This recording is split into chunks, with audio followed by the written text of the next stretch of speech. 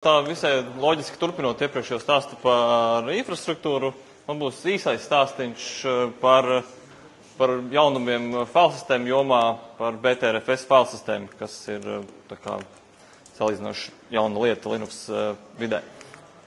Tie nosaukumi, kā viņi izrunāti, ir dažādi. Tas patiesībā nosaukums radies no B bināriem kokiem, patiesībā B plus kokiem, ja, kas tad būtu B3. Izstrādātāji viņi sauc par ButterFS, ja, sviesta failsistēmu. Latviski mēs to varētu tā kā folklorizēt, ka viss iet kā pa sviestu, domājot, ka labi, nevis sviestēm. Tā mēs to varētu uztvert. Patiesībā BTRFS vai ButterFS, kā nu mēs viņu gribētu izrunāt, Linux kodolā jau ir jau kādu laiku, ja, jau patiesībā jau kopš 2009. gada, bet nu reāli tāda nopietna jau izmantošana kaut cik sākas, reāli tikai tagad. Ar trešo Linux kodola versiju, principā tagad 3.2 jau tas kļūst par kaut ko izmantojumu. Tad principiāli izstrādātāji sākotnēji ir Oracles. Patiesībā lielā mērā, ne gluži sakritības dēļ, bet tiešām ir tāds cilvēks kā Chris Mason, kurš agrāk strādāja pie RazorFS failsistēmas, kurā jau laikam ir tā kā norieta stadijā, bet ar ļoti daudz un labām idejām. Un viņš jau kādu laiku strādā Oracle, un viņam radās doma par šādu failsistēmu, un par laimi Oracle tā kā atbalstīja viņu. Kaut gan jāņem vērā, ka Oracle šobrīd ir vismaz 3 failsistēmas. ZFS tagad arī ir nonākusi Oracle īpašumā, kopš nopirka Sun. Un Oracle ir arī OCFS, kas ir Oracle cluster failsistēma. Tā kā Oracle pietiekami daudz rosās failsistēmu jomā, bet šī te failsistēma ir ar GPL kodu, GPL versija 2, ja nemaldos, tā kā tur viss ir korekti, ar ko tad arī patiesībā bija lielā mērā problēmas ar ZFS-u, tur tās licenžu jautājumi radīja problēmas viņu pārportēt uz Linux, un ne tikai. Mazliet tādas skaistās lietas, ja, tad failsistēma ir iespējams 16 exbibaitu izmērs, ja mēs runātu desmitnieku pakāpēs, nevis divnieku, tas ir 260, ja desmitnieku pakāpēs, tas ir 1018, tad exabaits ir nākamais aiz petabaita, kas ir nākamais aiz terabaita, tad 1000 aiz 1000 terabaita. Ja, kādam laikam cerams pietiks. Ja. Un failu izmērs var būt viens fails pa visu failu sistēmu, tā kā failu izmēram arī nav nekāda papildu ierobežojuma, failu skaits arī. Kas uzreiz tad ir jāpiemina?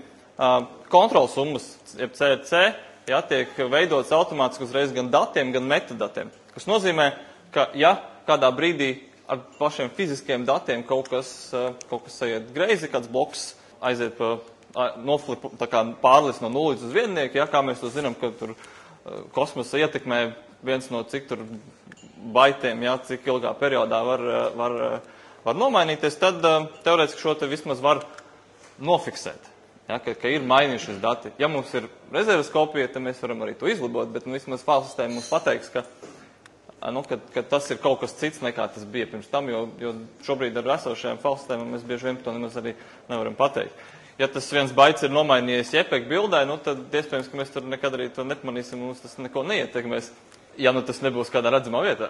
Parunāsim tālāk par papildu funkcionalitāti, kā tas arī reāli tiek izmantots BTRFS-ā.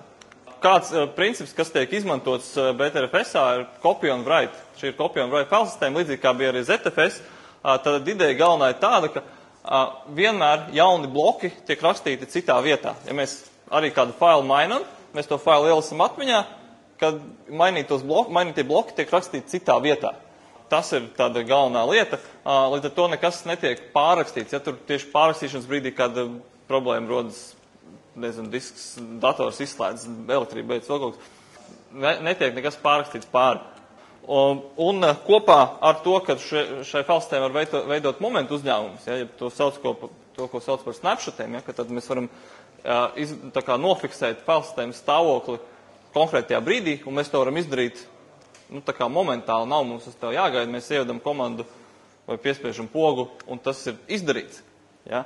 Tad mēs varam veidot šos uzņēmumus un pēc tam potenciāli tur veidot rezerves kopiju risinājumus vai tur paralēlus atzarus, kā mēs strādājam tālāk.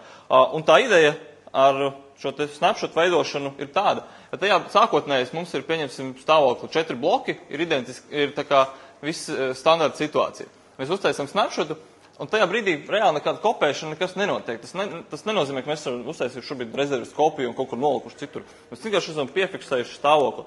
Un ja kāds no šiem 4 blokiem pēc kāda laika mainās, tad tas jaunās izmaiņas tiek ierakstīts citā vietā, bet tās vecās izmaiņas tiek saglabātas, viņas tiek paturētas un netiek dzēstas ārā. Un to mums patiesībā ir divas failsistēmas, divas failsistēmas jau reāli, pēc mūsu uzskata, ja, pēc failu satura. Bet BTRFS gadījumā mēs patiesībā varam abus divus šos te zarus izmantot. Mēs varam, ja mums šis te, piemēram, šie dati ir virtuālā mašīna, tad mēs varam pat vienlaicīgi darbināt divas virtuālās mašīnas paralēli, kur tā kā lielākā daļa ir vienāda, bet tad, kad tā mainās, tad tā rakstās citās vietās. Parastās darbstacijas variantā mēs varam pārstartēt datoru un iestartēt viņu no cita tā kā snapshota un izmantot to kā pamatsistēmu, pēc tam pārstartēt un iestartēt no šī. Jā, mums nav jāinstalē jauna sistēma, ja mēs gribam kaut ko tur pamainīt. Multidevice atbalsts, ja, kā MD atbalsts, ja, šobrīd ir RAID 1, 0 un 10 atbalsts, plāno arī par RAID 5 un 6, līdz ar to.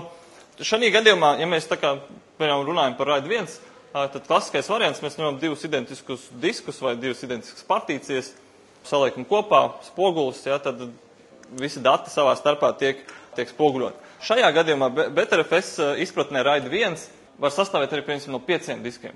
Ja. Šis te RAID 1 nozīmē to, ka jebkuram blokam būs vismaz 2 kopijas, un katra no tām kopijām atradīsies vismaz uz dažādām ierīcēm. Ja. Nav teikt, tā kā mums ir vienalga, cik tur tās ierīces ir apakšā, bet šādā veidā tas tiek risināts. Un tad pēc principā vienalga izmēriem nav nekādas nozīmes. Jā. Un tad pēc noklusējuma, ja mēs pievienojam jaunas ierīces, kuras var dinamiski arī pievienot, tad dati tiks glabāt RAID 0 masīvā, tad straipot, ja, tad daļa uz vienas ierīces, daļa uz citas. Metadati, tad dati par datiem, ja, tiks spoguļoti. Ja. Un dinamiska datu balansēšana nozīmē to, ka, piemēram, klasiskajā RAID 0 variantā, ja mums ir, piemēram, 2 diski, un mēs pieslēdzam 3. disku, tad sākotnēji tas 3. disks, protams, ir tukšs, vai ne? Tur nekā nav. Un, ja mēs rakstam kaut ko jaunu, tad tajā 3. sāk mest iekšā. BTRFS gadījumā mēs varam pateikt, sabalansēt tagad uz visiem 3 diskiem. Un viņš tad pamazām sametīs, pārcels daļu no datiem uz to 3. disku, lai tad jau mēs to, šī gadījumā to RAID 0 ātru darbību, piemēram, varam izmantot jau tā kā visiem datiem, nevis tiem, kas ir parādījušies tikai pēc tam, kad mēs pievienojam to jauno ierīci. Par to dinamisko ierīču pievienošanu, ja, tad kā reiz jautājums bija pāris, tikai daži būs komandrindas izraksti. Un tas viss ir tā kā dzīvai sistēmai, kur, tas viss notiek uzreiz.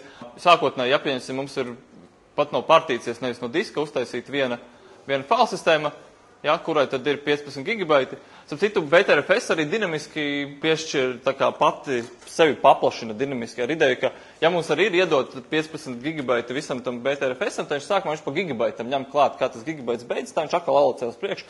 Un tie 15 gigabaiti, piemēram, šī gadījumā, tas ir kopējais apjoms gan datiem, gan metadatiem. Un metadatus arī pa gigabaitam ņem. Ja, tā kā, ja mums būs daudz, tur, sīku failiņu vai kas, kurus vajadzēs vairāk aprakstīt, tad mums var sanākt, ka reāli izmantojamā vieta būs proporcionāli mazāka, ja, ar laiku, nekā, ja mums būs viens liels fails.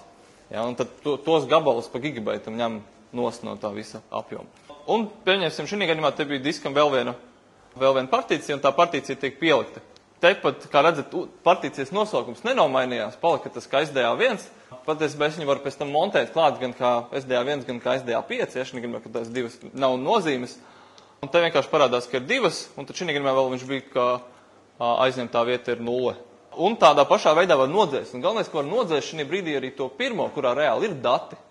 Ja, un šī brīdī dzēšot, visi dati tiks pārcelt uz to jauno partīciju. Tā kā arī iespēja, principā dzīvā sistēmā pārmigrēt uz citu cieto disku vai uz citu partīciju, neapturot neko. Ja. Protams, šitais tad aizņem laiku, ja, tīri, lai pārcelt to visu, bet sistēma turpina darboties un viss notiek. Tāpatās arī esošo ext file sistēmu var pārkonvertēt uz BTRFS, patiesībā viņi tādu, vienkāršu un pietiekami gudru risinājumu izdomājuši. Ext file sistēma tiek ievietota BTRFS file sistēmā kā momentu uzņēmums, ja, un tad no tā tiek iziets uz priekšu, un tiek uzģenerēti BTRFS metadati. Tas Excel žurnāls tiek ignorēts, ja, un tālāk mēs strādājam jau kā BTRFS. Un ja mēs pastrādājam ar BTRFS, mēs tam izmainām, mēs gribam apakaļ savu Excel, mēs varam atgriezties uz to snapshotu, tad mūsu izmaiņas, ko mēs esam kopš tā brīža veikuši, mēs zaudēsim, bet mēs atgriežamies apakaļ uz to pašu Excel, kas mums bija. Tā kā tas process ir abos virzienos iespējams. Datu saspiešana, tātad patiecībā viņi pat runā, ka tā saspiešana būs līdz pat tā kā failu līmenim, ka mēs varam definēt, ka šito direktoriju mēs kompresējam, šito nē. Ja, tur šobrīd ir 2 algoritmi pieejami, kas ir gZips un LZO. Tiek plānots papildināt ar to, ko viņi sauc par snappy compression, kur pirms saspiešanas tiek pēc kaut kādiem algoritmiem izdomāts, vai šo failu vispār ir vērts spiest. Ja, viņi tā kā paskatās, kas tas ir, un tad izdomā, ka varbūt arī nevajag. SSD disku optimizācijas, piemēram, tas pats trim atbalsts, kas tad tur, gan jau zinātāji, tur precīzāk zinās, kā tas viss konkrēti strādā. Starp citu, BTRFS izstrādē ir aktīvi iesaistījušies Fujitsu disku ražotāji, tieši arī, es saprotu, lielā mērā dēļ šo te disku visu optimizācijas. Es šo te izdomāju, ka tas varētu tulkoties kā šrubēšana, scrubbing. Tātad ideja tāda, ja mums ir kaut tas pats RAID 1 BTRFS masīvs ar 2 diskiem, ideja tāda, ka viņi patiesībā vienmēr lasa no vienas kopijas. Ja?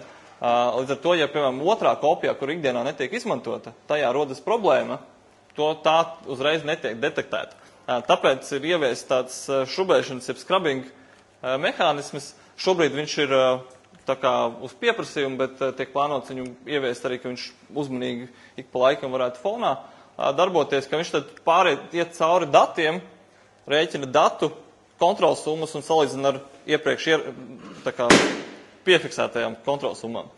Un tad, ja šīs kontrols summas atšķiras, tad no labās kopijas savāc to bloku un pats sevi salabo. Ja? Tas, ko viņi sauc par self-healing.